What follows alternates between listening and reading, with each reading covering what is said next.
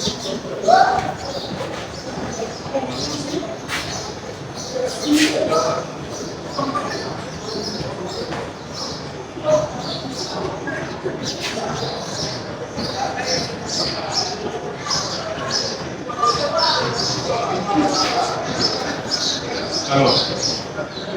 on va déjà commencer par le base parce que pour pouvoir déjà avancer par rapport à ça, je pense que ici, tout le monde connaît les différents symboles mathématiques et interpréter les différents symboles. On a déjà fait avec le professeur. Par exemple, si on voit le symbole où on a fait ça, je pense que tout le monde sait ça. Le symbole de l'égalité. Pardon. Non, c'est quoi? C'est quoi? C'est quoi? Un des trois. Différent. Si on écrit par exemple que le point A, ok, on met le point B qui est là, ça peut être que c'est zone, c'est différent. Différent, c'est ça. L'égalité variée, ça c'est l'égalité. Ça signifie qu'ils sont équivalents, ou bien ils sont confondus. C'est-à-dire que le point qui est là, par exemple ici, ok, sont deux points qui sont confondus. Donc A, confondu avec le point B. Les deux points qui se croisent au même endroit, c'est-à-dire qu'ils sont confondus. Ça veut dire que A confondu avec B, A est équivalent à B. L'équivalence pour nous, on peut l'appeler. Là, je pense que si je fais ça, c'est pareil aussi. non, le symbole ici. Si dans l'électronique, c'est un symbole alternatif. Non, on n'est pas dans l'électronique, ici on est dans la géométrie. Souvent, les symboles que j'ai mis ici se basent par rapport à la gemme. Tu vois, l'équivalence dans la gemme. Quand je fais ça, on peut dire qu'un élément x est égal à 2 par exemple. On ensuite écrit que x est comme ça, à 2. À peu près. À peu près approximative, une valeur approximative. C'est le symbole qui est là. Je vais pas comprendre quel symbole encore. Le symbole est basé à l'appartenance, l'intersection. Ok? L'union et consort. Pourquoi est-ce que j'écris tout ça? Parce que déjà, le vrai c'est ça. Parce qu'il va nous arriver dans les différents exercices de la géométrie qu'on peut nous donner. Dans le pur, dans le pur, on dit que tel plan est confondu avec un autre plan. Alors, le plan de profil est confondu avec un plan du secteur.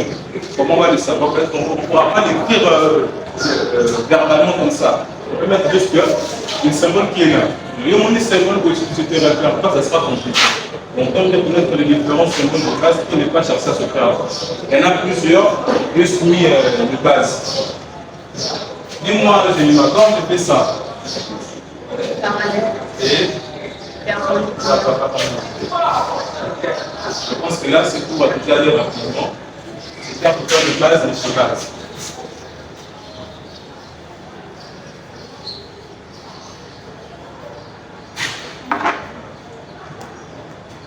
Déjà, pour commencer, j'ai une question à vous poser.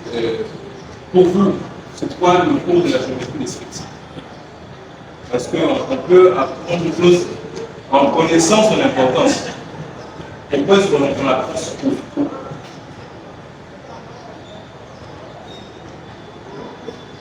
Il permet de représenter tout figure dans un plan, par exemple. Justement. Une manière basique, c'est la représentation d'une figure d'un objet dans un plan. L'idée là est venue de M. Gaspard Monge. C'est un Français, celui qui a été l'auteur de ce cours ici. Bon, il s'est dit qu'à l'époque, on avait des objets qui étaient d'une manière tridimensionnelle, en 3D. Mon bras est en 3D, mon corps est en 3D.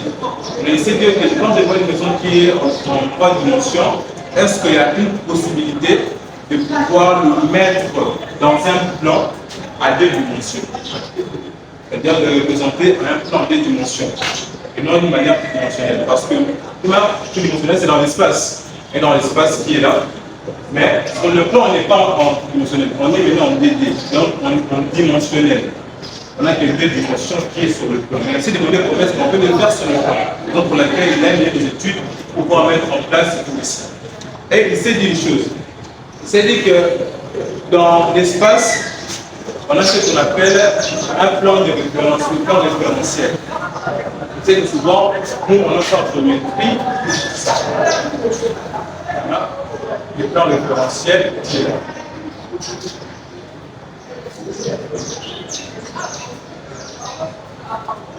Vraiment, ici, on montre que c'est Y, et là, on a X, et là, on a Z. C'est ça l'espace. Donc, on montre le plan de référence, c'est qui est là. Mais c'est dit que, comment je suis dans l'espace? Est-ce qu'un élément qui est dans l'espace, est-ce que je peux le projeter sur un plan quelconque? Et c'est là que vient venir la notion du plan de projection. C'est quoi? C'est un plan référentiel où sont projetés les différents points d'un objet, quelque chose. Il dit que ce plan référentiel qui est là, il est lié au plan de projection. Mais ils ont des rôles totalement distincts, c'est-à-dire différents. J'ai mon plan référentiel et j'ai mon plan de projection.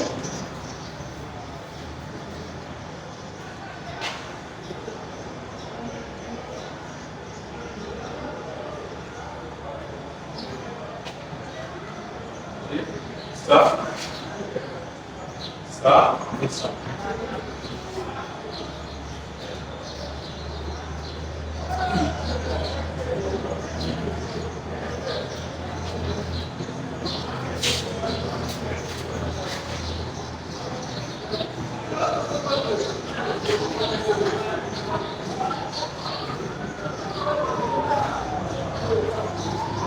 Voilà, c'est ça.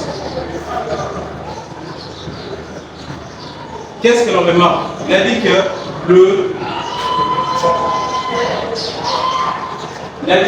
plan référentiel était lié au plan de projection. Voilà notre plan de projection qui est là, avec Z et X. Le plan de projection est là. On a Y, Z et X. Automatiquement, on constate que notre plan référentiel est lié au plan de projection. Mais est-ce que le plan de projection peut effectuer le même rôle que le plan référentiel? Non. Si j'ai un point dans l'espace, le point notamment de d'autres, dans certains manuels, ils vont le mener par une croix, d'autres casse par un point normalement. J'ai un point A qui est là. Le plan référentiel.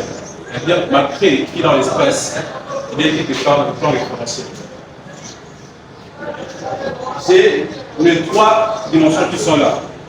La projection de ce point dans le plan référentiel sera difficile parce que je n'ai pas des endroits où je peux projeter.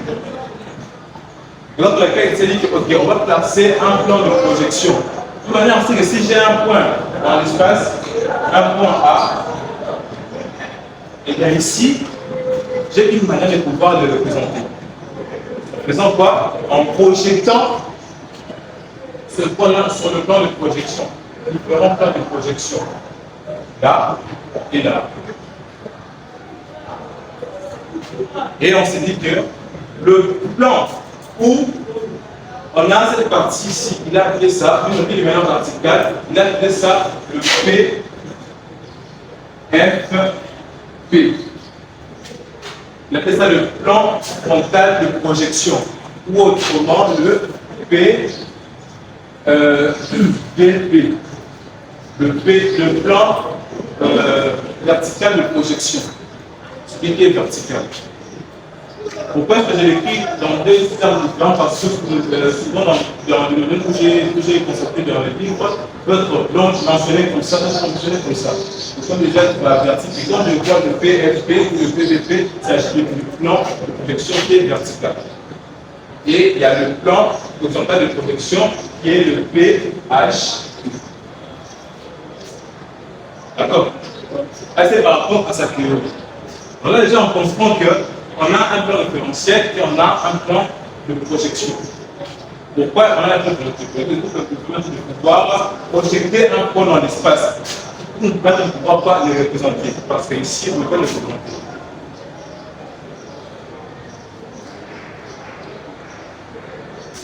Les éléments de base par rapport à ce qui nous parle actuellement, déjà on sait que par rapport au plan de projection, il y a différents éléments. On a la partie qui est là. La partie qui est là, notre Z. Notre Z, on appelle ça LP, la ligne de terre. Où est-ce qu'on peut voir la ligne de terre dans notre vie réelle? On le voit partout. Dans notre pièce qu'on est là, la ligne de terre elle est là. Parce que là, on a notre plan vertical, notre plan horizontal. La ligne de terre elle est là. On peut vous écrire dans certains exercices que démontrer que tel plan se place par rapport à la charnière dans tel endroit. Par rapport à ce terme-là, on n'a pas écouté le terme ligne de terre. Mais qu'est-ce qu'on a écouté? Le terme charnière. C'est toujours la ligne de terre. On appelle ça la ligne de terre, on peut appeler ça la charnière. Mon bras qui est là, ma charnière elle est là, le coude. Et ça ma charnière. Pourquoi? Parce que la ligne de terre, quand on est là, il est mobile, il peut bouger. Il peut des mouvements qu'on appelle le mouvement de translation. Par rapport au plan de projection qui est là, vertical comme horizontal. À part la ligne de terre, moi je ne sais pas pourquoi il faut ça écrit au tableau, comme ça parler. À part la ligne de terre, on a dit qu'il y a aussi ce qu'on appelle la dièdre. La dièdre qui est là. C'est quoi une dièdre? Une dièdre, c'est une figure géométrique. Qui est quoi?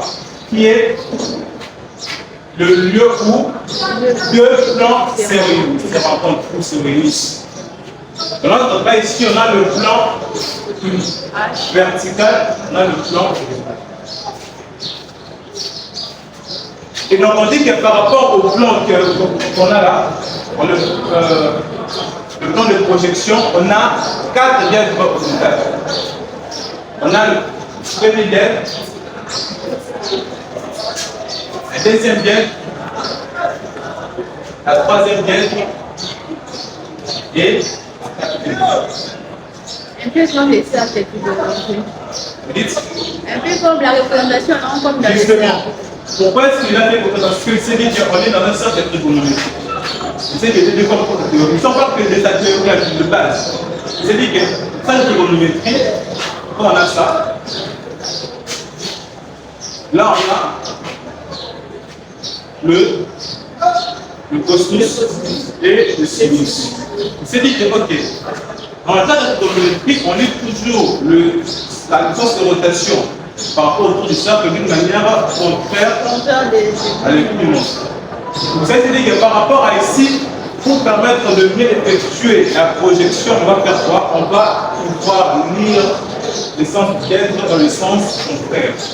Parce que, pourquoi je précise? Parce que nous prenons une erreur en les lisant comme ça. Dès que je lis comme ça dans le sens de l'équipe du monstre, c'est qu'il y a une erreur. Et l'erreur là-bas, c'est la base par rapport au niveau des études. Donc, ça s'est dit comme ça. Quand on revient que on a premier dièdre, deuxième dièdre, troisième dièdre, quatrième dièdre. Et chaque dièdre est composé, dièdre est là, chaque dièdre est composé, ça dépend. Ici, on est avec deux plans de projection, vertical et horizontal. Je n'ai pas encore introduit la notion du plan de profil. Parce que ça va venir s'introduire, il sera là. Mais c'est pour ça qu'on a carrément ces deux plans de projection verticale et horizontale. Donc la dièdre ici n'est composée que de ces deux plans. Et donc, la dièdre numéro 1 qui est là, il est composé du plan vertical et du plan horizontal. Mais je vais maintenant la nommer. Je vais dire que, ok, là on a le V1 et on a le HH1. Pourquoi est-ce que je les nomme? Tout comme dans le cercle trigonométrique, Ok. Si dans le premier cadran, on va faire les cadrans pour le rendre facilement. Dans le premier cadran ici, on a quel signe? On a le positif. Et là, on a le signe négatif. Troisième cadran, le signe sinus. Troisième cadran. On a le premier cadran, deuxième, troisième. Négatif. Négatif et quatrième, positif. C'est par cette notion qui s'est référée par rapport au dièdre. Donc, il a le nommé dièdre numéro 1, plan vertical numéro 1, horizontal numéro 1. Nous dire que le D1 qui est là, D1 aura quel type de signe par rapport aux différents plans? On aura le signe plus. Ok. Pareil avec dièdre numéro 2. On est maintenant ici. On est là. Ok. Là, qu'est-ce que l'on constate? Si j'ai un point par exemple ici, si j'ai un point qui est là, un point A par exemple, et que si je la projette sur le plan vertical, ok, et que je la projette encore sur le plan horizontal, il y a un point de qui va pouvoir s'introduire pour éviter les erreurs. Vous vous rappelez très bien, je vais venir là, parce que vous voyez, vous vous rappelez très bien de cette droite ici. C'est ça. On part en analyse. Y, X. Droite, des ordonnées et des axes. Là, j'ai mon 0 qui est là, n'est-ce pas? Là, j'ai le 0 jusqu'à X, jusqu'à l'infini, j'ai le signe plus. Et là, j'ai le signe moins. Pareil avec les ordonnées, j'ai le moins et le plus. Pareil avec le set de trigonométrie. Et donc, quand je projette mon point A, regardez là, j'ai mon 0 qui est là, l'intersection. C'est mon 0. Quand je projette mon point A vers le plan horizontal, je suis déjà derrière le 0. Pour dire que tout ce que c'est quoi? C'est le signe négatif. C'est quel plan? Le plan horizontal. Donc, le H2 ici, ok, là on a V2 et H2. J'ai D1, D2 plutôt. Les HP ici, il y a lesquels signes déjà? Négatif. Et je vois que quand je projette par rapport au plan vertical, il y a lesquels signes? Regardez les 0 là. Là, c'est le signe plus. Là. Et donc la conclusion que lorsqu'on est au deuxième dièdre, le plan vertical de projection est toujours de quel signe? Positif. Et le plan horizontal sera de quel signe? Négatif. Ici, je parle de projection. Je ne parle pas de point en fait, je parle de la projection de points. C'est très important. Vous allez voir quand on fera des exercices. Et donc, si on s'en va par rapport au troisième dièdre, deuxième, là j'étais en point 2, c'est 3. Troisième dièdre, j'ai un point qui est là, je jette ici et là. Et là. On remarque que par rapport au plan vertical qui est ici en bas, on est dans quel signe? Ici. Négatif. Négatif, le 0 est là. Tout ce qui est en bas, c'est négatif par rapport à cette observation dans l'analyse. Donc, on a le plan horizontal, lui qui est comme aussi négatif. Donc, troisième dièdre, il faut savoir que peut-être que la passée, ce n'est pas beaucoup. Troisième dièdre, on aura le quoi? On aura par rapport avec 3 qui sera comment? Négatif et négatif. C'est très important. Et pour conclure, B4, on aura B qui sera comment? On est maintenant ici. B, il est là. Il est comment? Négatif. Négatif. Mais comment est? Positif. H, positif. Donc voilà les différents changements de signe par rapport au dièdre. Pas de souci. Changement par rapport au dièdre. C'est très important. Il faut retenir que tout comme le stade trigonométrique et par rapport au plan de projection, la dièdre a des signes qu'il faudra toujours respecter. Premier dièdre, autrement, pour le faire référence à la trigonométrie, premier cadran, on a les signes positifs. Par rapport à quoi? Par rapport au dépend de projection. Si on introduisait le plan de profil, ah, là, ça allait changer.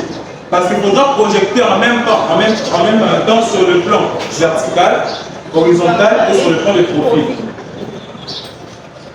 Donc, ça, c'est déjà à retenir. C'est sûr que des bases. Si c'est compris, je vais passer à la partie suivante.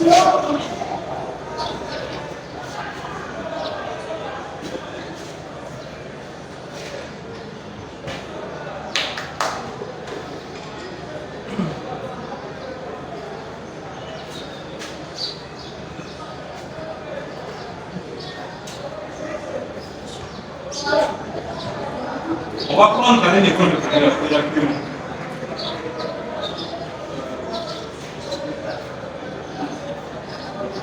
On va prendre un exemple. On me dit que j'ai un poids. Et bon, ça va se faire, c'est d'ailleurs pour les quelle heure ce poids? 38. Dans l'ancienne, c'est un peu la joie de la région. Je ne suis pas allé voir le tien. C'est quoi la télé? Ok. On peut aller.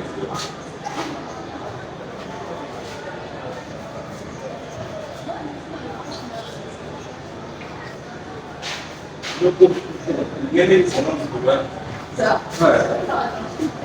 Il y a des jeux là-bas. On est que tu cliques là au Tigal. On a vu que je n'ai pas fait un possibilité. Ça, les courants à mon massacre. Bon, ok, je vais avancer. Je vais parler par rapport aux différentes définitions principales. Je vais conclure avec une dernière définition. Les purs, tout le monde le sait déjà. On parle que des purs, mais est-ce que c'est vraiment son rôle? Moi, je ne sais même pas définir en fait. Moi, je n'ai pas dit comme ça, il le point. Si on sait dans le plan, pour moi, c'est pas intéressant. Le pur, c'est quoi son rôle? J'ai dit au départ que M. Gaspard, il a dit de pouvoir représenter des objets tridimensionnels en dimensionnels. C'est-à-dire que lui, il voulait faire quoi? Lui, il voulait, son désir de pouvoir passer du 3D en 2D. On voit ça avec AutoCAD, SketchUp, avec le logiciel qu'on emploie dans le layout. Lui, il veut passer du 3D en 2D. C'est ça son rôle. Mais quand on est ici, on est toujours en 3D. Or, lui, son désir est de passer en 2D. Dans le procès de la caméra. Alors, c'est dit quoi? C'est dit que je vais pouvoir faire une transformation par rapport à l'écran de projection. Et c'est dit que, vu qu'ici, dans un achat, il y a 3D, pour créer l'écran en 2D, qu'est-ce que je peux faire? C'est-à-dire que je dois juste faire une translation. Autrement, il va rabattre certains plans. Regardez ce qu'il va faire. C'est dit que vu que j'ai ça, il pas de bouche. Vu que j'ai le plan vertical et le plan horizontal, je vais effectuer un rabattement. C'est-à-dire que je vais rabattre toujours en respectant le sens qu'il a défini par rapport à sa vocation. Le sens anti-horlogique. Après des voyautés, il reste comme ça. Donc, on a dit que le plan vertical ici, je vais le rabattre au plan horizontal. La personne.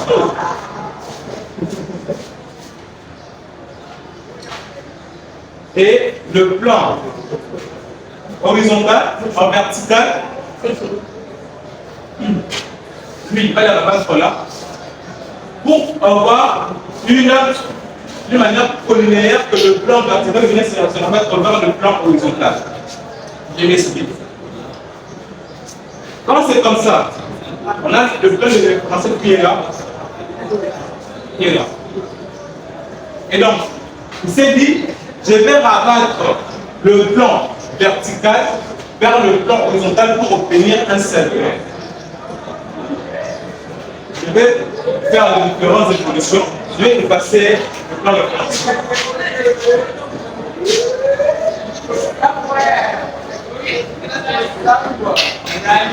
Regardez. On a ça. Ça.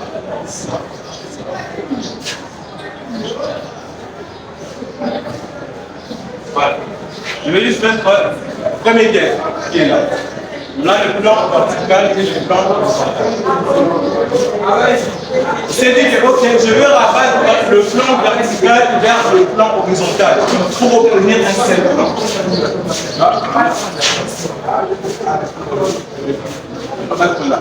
Donc, vous avez des questions, on a la charnière, on a ça. Ok. On a ça, horizontal, vertical, plus la charnière. C'est-à-dire que, donc, comme il y a la charnière au ligne de terre, fait que tu fais ce qu'on appelle la rotation. En fait, c'est faire roter comme ça.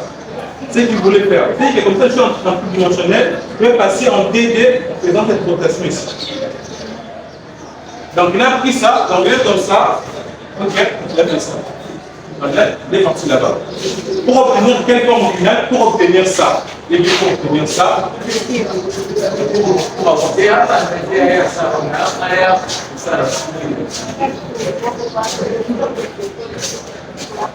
voilà, c'est ce qu'il voulait avoir. Il était ici, il est passé à ça. On a le plan H et le plan P. Là, ça fait incliné, mais au finish, c'est pour avoir quoi? Comme nous le faisons habituellement, c'est pour avoir ça.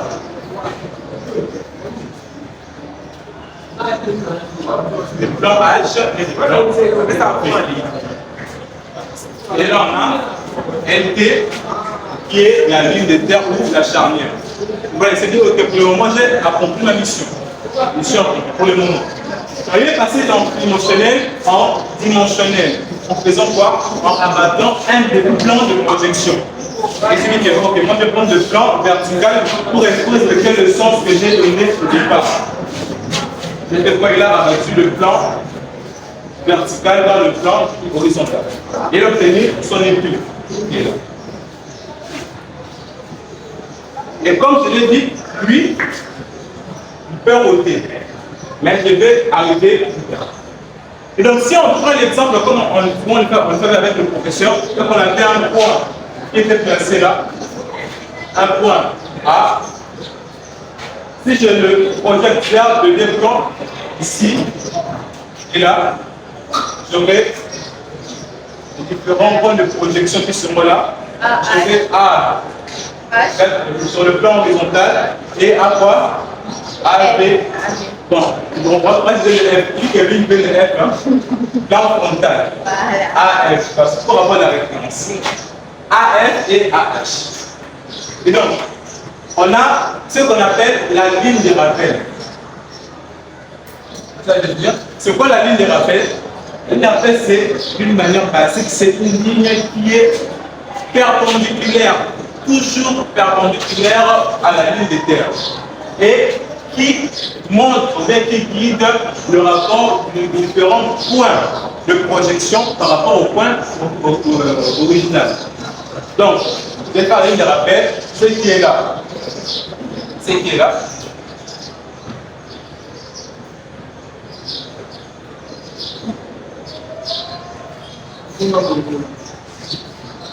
Ok.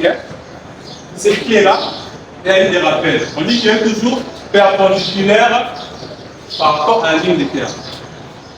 Donc, quand je viens prendre ça, je viens le placer ici vers mon plan, vers mon épure et le transformer, je vais voir le point qui était là, qui était en dimensionnel, on le voyait, mais ici, il ne sera plus là. On verra que c'est quoi? Ces projections qui sont dans le différent plan, frontal et horizontal.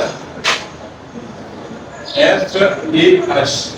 J'ai ce point de projection AF que je vais placer, où est-ce qu'il est quelque part là? AF. Et j'ai AH qui est là. J'ai AH. AH. Donc, il y a la ligne de rappel qui va venir. Il y a dans certains manuels où ils vont utiliser les traits interrompus pour la ligne de rappel, d'autres utilisent le trait continu fin. Peut-être que tu rappelles quelques traits. Continue bien interrompu. Il doit continuer. Je peux le continuer. Parce que là, chez moi, on est en train de créer continue fin. Donc lui, il appelle les traits interrompus. Oui. On va utiliser les traits interrompues pour se référer par rapport au professeur. Voilà. Donc là, j'ai une des rappels. On remarque que ici, dans les purs, autrement ici aussi, A, F, A, on remarque que dans les purs, c'est-à-dire en dimensionnel, on ne voit plus le point originel qui est dimensionnel. On verra plus que il va le point A. Non. On verra que c'est projection automatiquement. C'est là où maintenant vous voulez venir le second. C'est-à-dire que, que j'ai ça, je dois un différent point dans le plan de projection. C'est ce que je vous explique. C'est comment il a illustré, il est dans le cours de dessin. Dans le cours de dessin, scientifique, là c'est le cours de dessin technique. Quand on fait les différentes projections orthogonales, je me mets dans le perspective. On prend cette propriété ici. Quand j'ai cette trait ici et que je la projette là, il est là. Il est pas là. Il est là. Quand je la projette là. Sur le plan frontal. Mais sur le plan horizontal, il ne sera pas comme ça, il sera un point. Il sera un point. Donc, je respecte l'importance de ça. Vous voyez, pouvoir voir la tête comme ça, lui il voir les différentes projections par rapport à cet objet-là. C'est que lui, il voulait le second. Ok. J'ai introduit la notion de lecture. Comment on a arrivé à le transformer. Maintenant, je vais m'arrêter sur la dernière notion de la hauteur et l'éloignement. Je vais m'arrêter là. Ok, il s'est dit que là, le point est là. Comment allons-nous se référer que ce point est exactement ici? On doit connaître deux différents éléments qui l'identifient. Et il a dit qu'on va déterminer sa cote, ou bien sa hauteur et son éloignement. Qu'est-ce qu'il a dit? M. Monge dit que lorsque un point est là, la distance qui est entre son point projeté vers le plan frontal et vers le point lui-même, cette distance ici,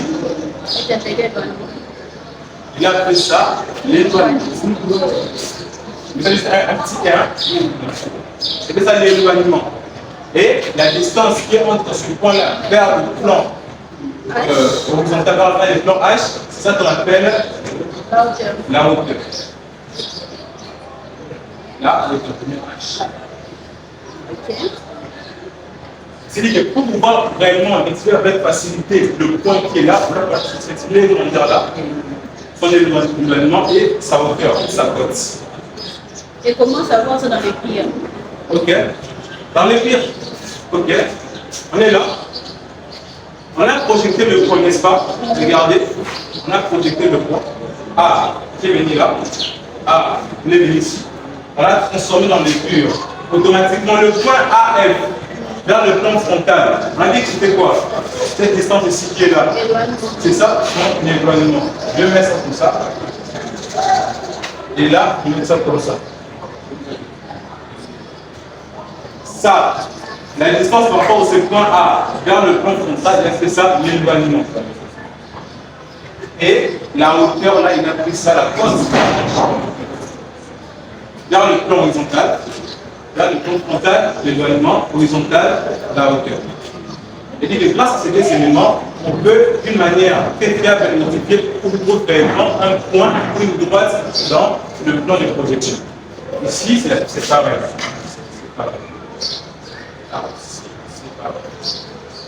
Na et H. Et je vais conclure parce que c'est une question que le professeur n'a pas encore abordée, mais je n'ai pas le jeudi. L'une des termes qui est là, on dit qu'elle peut avoir des emplacements distincts. Il n'est pas obligé toujours à se regrouper ici. Et d'ailleurs, le fait de se retrouver ici, si on le précise, vous me suivez, Si on le précise, il doit être au milieu. Et pour ce faire, qu'est-ce que j'ai dit qu'à Gaspard mange? C'est-à-dire que, ok, vu que j'ai les deux plans qui sont comme ça, dans le but, moi je vais encore aller encore dans le level up, de pouvoir rendre les deux plans en unisson. Je vais appliquer ce que vous avez mis dans les différents signes, l'intersection. Je vais appliquer l'intersection entre le plan vertical et le plan horizontal dans le pur. Qu'est-ce qu'il a fait? C'est-à-dire que mon épure est là. Ok, mon épure est là. Fais voir un peu ton travail. C'est-à-dire que mon épure est là. Mon épure est là. On a le plan frontal et le plan horizontal qui est là. On s'est dit que moi, si je veux, c'est de pouvoir combiner les deux plans au même endroit. C'est de quoi? Je vais prendre la ligne de terre et je vais faire un abattement du plan horizontal vers le plan frontal. Elle va pouvoir l'aborder ici de la direction. Je vais faire ça. Autrement, je vais faire ça. Je vais faire ça.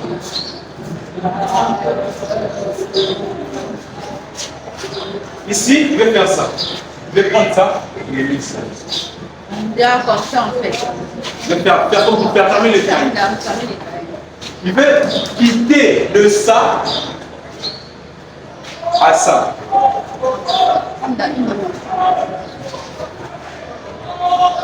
À ça.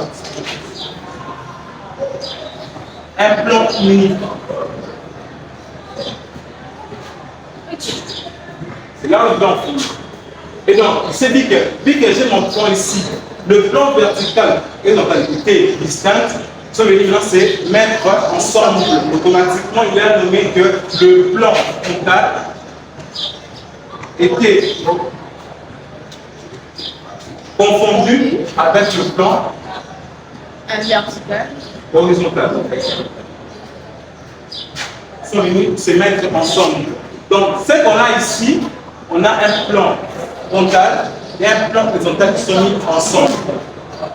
Et c'est dit que quand on est dans ce genre de cas ici, automatiquement, la ligne de terre, comme on peut le constater, j'étais là. Quand je viens prendre mon plan, le rabattre ici, où sera la position de la ligne de terre avec ce plan ici. D'après ce qu'on voit ici, lorsque l'on rabat, comme un cahier, quand on rabat cette partie, ce plan ici, vers le dessus, où sera la position de la ligne de terre? C'est pas où? Mais ça se fait noter, non? Il sera en bas. Il sera.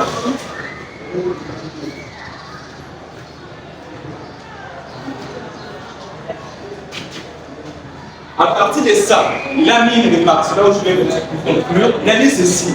Il a dit que dans toute représentation, dans les purs, dans le pur, pardon, énoncé précise, si la ligne de terre n'a pas été identifiée dans son emplacement, il faut toujours le placer.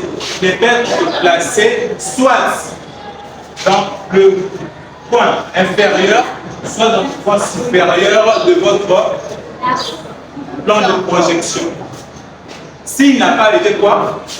Précisé son emplacement. On dit que on donne tous les différents données de l'exercice, bien du travail, mais on ne dit pas là où le plan, on a dit les termes doivent se retrouver. Donc maintenant, il faut savoir que dès qu'on ne précise pas, il doit être où? Soit en bas, soit sur le ici.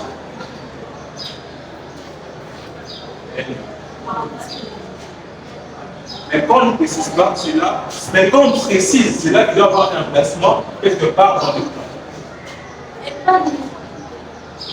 Et lorsque l'on rabat, ce point AH, c'est pas vrai de terminer, le point AH qui est là, il est dans le plan horizontal de projection. Lorsque l'on rabat, on le met dans le plan de projection verticale, lorsqu'on les met ensemble, n'est-ce pas, on avait déjà le point initialement AF qui était là.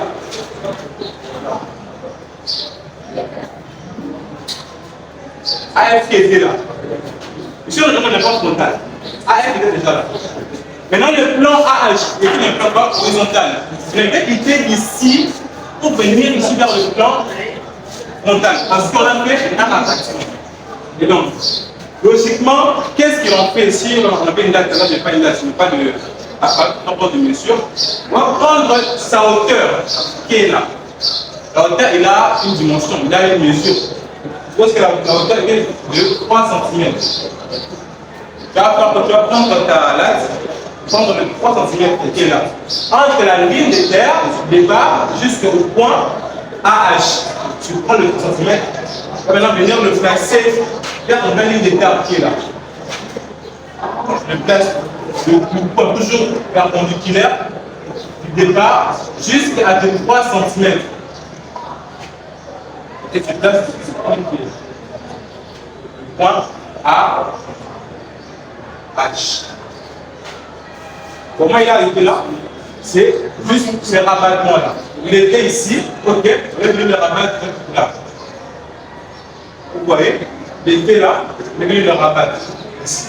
Avec le point AF qui est ici. AH est venu quelque part là en bas. Et là, on trouve notre AF qui est là. Et donc, on a réussi à mettre le deux plans de projection B, F, F et H ensemble, avec une des terres qui est donc voilà les différentes bases par rapport à lecture. Prochainement, je vais mettre des exercices. Hein. Il y en a plusieurs pour pouvoir placer différents points dans le lecture. On va voir que le point ne peut toujours pas être comme ça. Surtout quand on va passer dans le niveau de droite. Voilà, ici, il y en a plusieurs. Il y a quelque chose. C'est le grand-mère.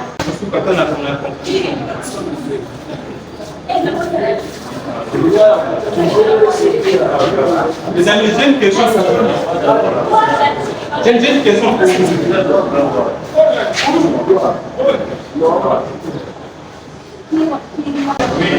Voici ma question. Voici une question. Quand tu es devant l'autobus, c'est de conséquences quand les marqués ne se placent pas. Tu vois, on est devant l'autobus. Comment je t'en dessine? Regarde, on est là. Là, c'est le humain. Là, c'est le humain. Ok. Il est devant une autoroute. Quand tu es devant une autoroute, tu es une marque de quoi? Une marque rien. Tu es devant une autoroute. Comment est-ce que tu vois l'horizon? Nous, tu es dans le droit du conjoint. Le pays de la 4 ça passe. On fait les buscades, plus le départ. On fait les buscades, plus le départ, pour faire la validité.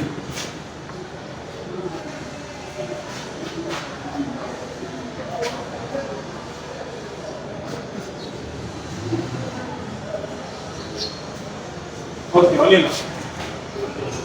Qu'est-ce que tu demandes par rapport quand tu es au milieu du boulevard? Quand tu regardes de loin, tu demandes quoi? Pardon?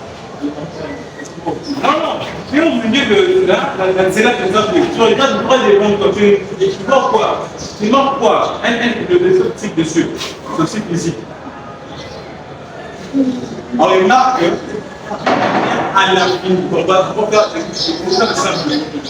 Quand tu regardes, on regarde tout ça, quand on regarde de loin, on voit comme si là-bas, toutes les autres qui ne dépassent pas, c'est donc important. Ok. Mais là, quand on est au milieu du boulevard, on remarque que jusqu'à l'infini, le droite qui compose le boulevard, le boulevard qui est là, les deux droites qui composent le boulevard sont toujours parallèles. Remarque que ce droite, d'abord, on fait une observation verticale. Ces droites-là vont toujours finir d'une manière infinie, c'est croiser vers le bout.